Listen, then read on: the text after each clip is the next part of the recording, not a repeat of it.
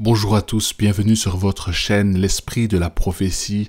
Je suis l'évangéliste Rémi et je vais partager avec vous une vidéo que j'ai traduite qui parle de la guerre de Gog et Magog et qui identifie très bien que la Russie sera sans doute le meneur de cette guerre de Magog qui va aller vers Israël bientôt. Et je vais vous montrer cette photo que vous voyez. Vous voyez là le président de la Turquie, Erdogan. Vous voyez le président de l'Iran actuel et Poutine qui sont là. On peut dire que c'est l'amorce de la guerre de Magog qui se met en place. Les trois grands personnes, leaders politiques qui vont mener cette guerre de Magog, on dirait bien que c'est là. Normalement, vous savez que cette prophétie dit aussi que l'Occident va rejoindre aussi. Mais dans cette vidéo, il ne parle pas de l'Occident. Mais l'Occident, l'Europe va rejoindre cette guerre de Magog. Et il est expliqué dans les prophéties qu'il y aura une mésentente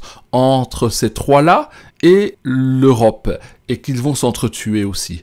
Donc voilà, bon visionnage et à bientôt. S'il te plaît, mon frère, ma sœur, disciples de Jésus-Christ, likez cette vidéo, partagez-la à vos amis et mettez un commentaire. Cela va m'aider à faire connaître ce travail que je fais pour vous. À bientôt. Bon visionnage. Dans les derniers jours, le chef de la Russie va faire la guerre contre la nation d'Israël dans une bataille épique qui se déroule sur les collines du nord d'Israël.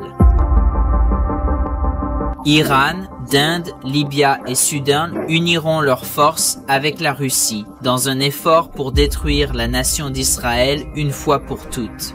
L'Europe et l'Arabie saoudienne interrogeront la Russie et ses alliés, mais leur protestation ne sera pas sourde. Cette coalition dirigée par la Russie viendra sur Israël avec une armée massive de troupes et attaquera l'État juif. Aucune nation sur la terre ne viendra à l'aide d'Israël. Mais quand il semble que l'Israël aide totalement contre ses ennemis, Dieu interviendra. Il enverra un grand tremblement de terre dans le pays d'Israël. Alors il leur enverra une terrible maladie et provoquera la confusion parmi eux, afin qu'ils commencent à se détruire les uns les autres au lieu d'Israël. Et il dévastera enfin les ennemis d'Israël par la pluie, la grêle, le feu et le soufre. Alors beaucoup de ceux qui sont apathétiques à l'égard de Dieu connaîtront la puissance du seul vrai Dieu qui défend et protège sa sainte nation, Israël. Je sais à quoi tu penses. La Bible dit-elle vraiment que cela se produira? Comment un livre de milliers d'années peut-il faire une prédiction sur des nations modernes comme l'Iran et la Russie? Une prophétie que je viens de décrire est connue par les chrétiens sous le nom de l'invasion Magog. C'est une prophétie que les professeurs bibliques conservateurs et même les politiciens comme Ronald Reagan croyaient que se produirait littéralement comme prédit. Ce qui est fou, c'est que cette bataille aura lieu dans les derniers jours, juste avant le retour de Jésus. Et selon de nombreux chrétiens, nous n'avons jamais été proches de cette prophétie qui s'accomplisse. Cela pourrait signifier le début de la fin du monde comme nous le connaissons. Ok, mais ne devançons pas nous. Si vous êtes quelque chose comme moi, alors vous êtes probablement toujours un peu sceptique en ce moment. C'est la raison pour laquelle nous devons aller à la source de cette prophétie, qui se trouve dans le livre d'Ézéchiel, chapitre 38. Ézéchiel 38 a été rédigé il y a plus de 2500 ans par le prophète Ézéchiel, contraint de quitter Israël pendant son enfance pour être emmené à Babylone avec d'autres captifs hébreux. À 13 ans, Dieu a commencé à communiquer directement avec Ézéchiel, lui ordonnant d'écrire des messages prophétiques pour l'avenir. Une de ces prophéties décrit plusieurs nations se réunissant pour attaquer et détruire Israël. Ézéchiel écrit « Maintenant la parole de l'Éternel me vint, en disant « Fils d'homme, mets ton visage contre le chien du pays de Magog, le prince de Roche, Méchèch et Tubal, et prophétise contre lui, et dis « Ainsi dit le Seigneur Dieu, voici je suis contre toi, Gog, le prince de Roche, Méchèch et Tubal. Je te retournerai. » Mettrai des crochets dans tes mâchoires, et je t'emmènerai avec toute votre armée, chevaux et cavaliers, tous magnifiquement vêtus en une grande compagnie, avec des boucliers et des boucliers, tous manipulant des épées. La Perse, l'Éthiopie et la Libya sont avec eux, tous avec boucliers et casques. Gomer et toutes ses troupes. La maison de Tagarma du Nord et toutes ses troupes. Beaucoup de gens sont avec toi maintenant.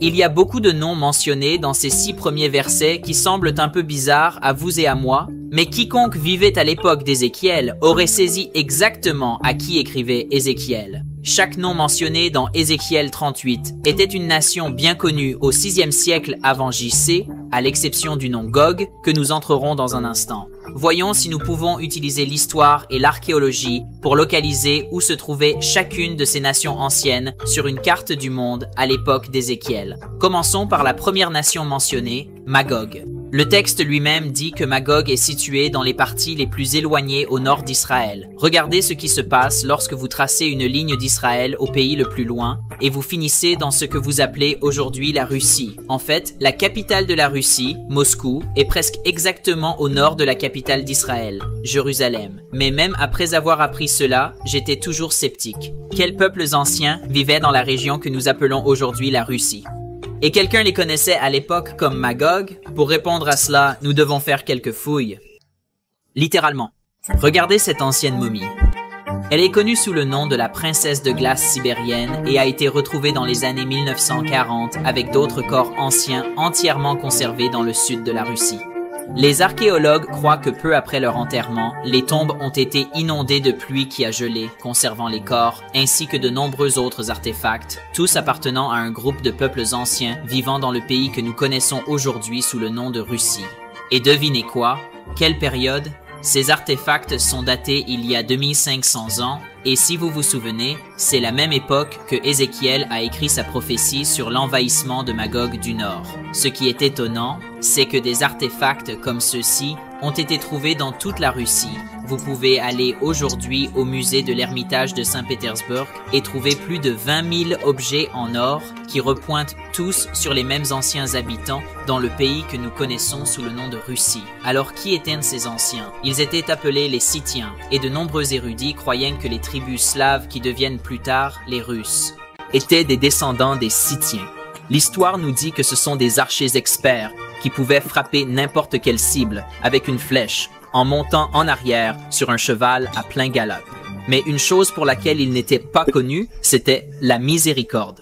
L'historien grec Hérodote nous dit qu'ils étaient un peuple brutal, utilisant le cuir chevelu de leurs ennemis comme serviettes et leurs crânes comme des tasses où ils boivaient le sang de leurs ennemis. Si vous vivez à l'époque d'Ézéchiel, le nom de Scythian vous aurait fait craindre dans votre cœur. Mais pouvez-vous deviner par quel autre nom les Scythiens étaient connus?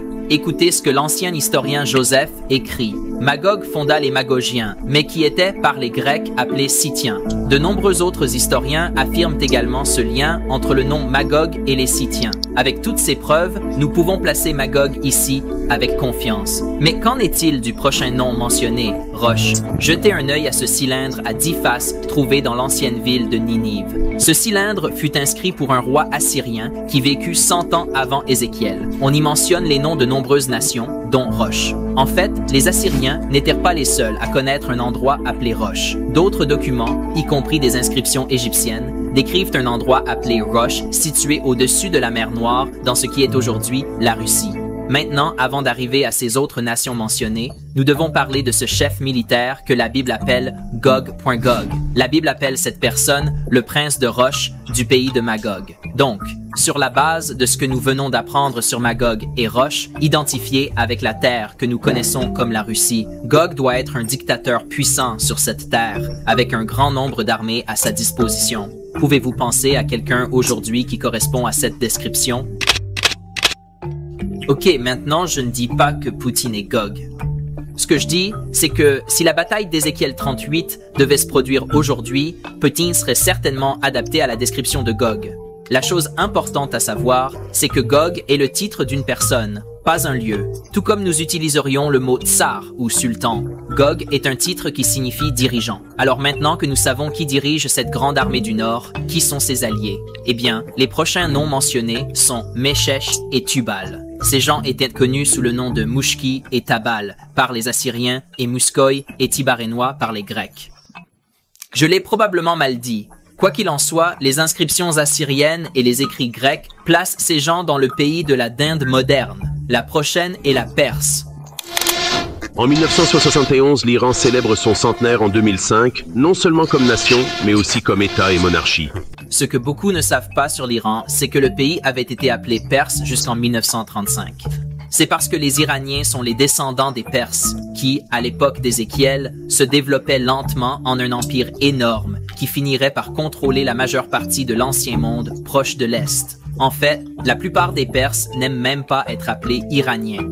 Ils préfèrent être appelés Perses, ou mes amis perses m'ont dit ainsi. Nous pouvons certainement placer la Perse ici. Maintenant, jetez un œil à cette gravure en argile trouvée en Perse ancienne. Vous les gars, quand j'ai trouvé ça, ça m'a sérieusement écrasé. Il s'agit d'une gravure de 513 avant JC, juste après l'époque où Ézéchiel vivait. Et c'est une photo des Perses en guerre avec les Scythiens, que nous avons déjà découvert que c'était Magog. Quand j'ai fait un peu plus de creuse, j'ai appris que ces royaumes étaient les ennemis arcs les uns des autres et constamment en guerre les uns avec les autres. En fait, le roi perse Darius a poursuivi les Scythiens dans toute la Russie jusqu'à ce que finalement abandonne. Maintenant, cela m'a fait penser, si Ézéchiel inventait simplement cette prophétie, pourquoi écrivrait-il que les Perses deviendraient alliés avec les Scythiens alors qu'ils se haïssaient? Avancez rapidement 2500 ans et nous y sommes. Les Russes, qui sont les descendants des Scythiens, et les Iraniens, qui sont les descendants des Perses, sont aujourd'hui des alliés proches. L'Iran fournit actuellement à la Russie des drones pour aider leur guerre contre les Ukrainiens, et la Russie fournit à l'Iran des armes depuis des décennies. Mais cela ne devrait pas nous choquer. La Bible nous dit qu'ils deviennent des alliés. Suivant, c'est Éthiopia et Libya. Maintenant, le nom Éthiopia peut être un peu trompeur, car l'hébreu original ne dit pas Éthiopia. Il utilise l'ancien nom Cush. Ils étaient connus sous le nom de Kusu en assyrien et Kos en égyptien. Dans ces anciens documents, les plaçaient directement au sud de l'Égypte, s'étendant jusqu'à Khartoum moderne. Libya est également un mot différent. Dans l'hébreu biblique, le mot utilisé est mi. Cependant, le nom Libya n'est pas trompeur, puisque des écrits anciens, y compris des inscriptions babyloniennes et plusieurs versets de la Bible hébreu, placent ces gens dans le pays que nous appelons Libya aujourd'hui. Les derniers alliés de Magog sont assez faciles à placer Gomer dans la maison de Togomar. Gomer est une référence aux Kimmer, qui étaient connus sous le nom de Kamarians au moment de l'écriture d'Ézéchiel. Les dossiers démontrent que les Kamariens occupaient l'actuelle Turquie. Togarma, une ville connue, établie par les Hittites à la frontière de Tubal, comme mentionné précédemment, se trouvait aussi en Turquie. Alors, les amis, observez cette carte et souvenez-vous qu'à l'époque d'Ézéchiel, ces groupes étaient en conflit constant et avaient une communication limitée. Si vous étiez un ancien captif hébreu à Babylone, lisant la prophétie d'Ézéchiel 38, cela aurait semblé absurde et vous auriez probablement ri de ce qui paraissait une absurdité. Mais regardez ce qui se passe lorsque vous convertiez cette carte ancienne en une carte moderne pour aujourd'hui. La Russie devient de plus en plus une dictature et la putain forme des alliances plus profondes avec chacune des nations mentionnées dans Ézéchiel aujourd'hui. Cette prophétie ne semble plus si folle. Attends une seconde, j'ai presque oublié. Il y a encore une nation dont nous n'avons pas encore parlé et c'est en fait la plus importante, car c'est cette nation que la coalition dirigée par la Russie va attaquer. Ces versets suivants décrivent cette nation en détail et honnêtement, mon esprit sceptique a été soufflé quand je les ai lus. Mais avant que je le fasse, si tu veux être en mesure de le faire.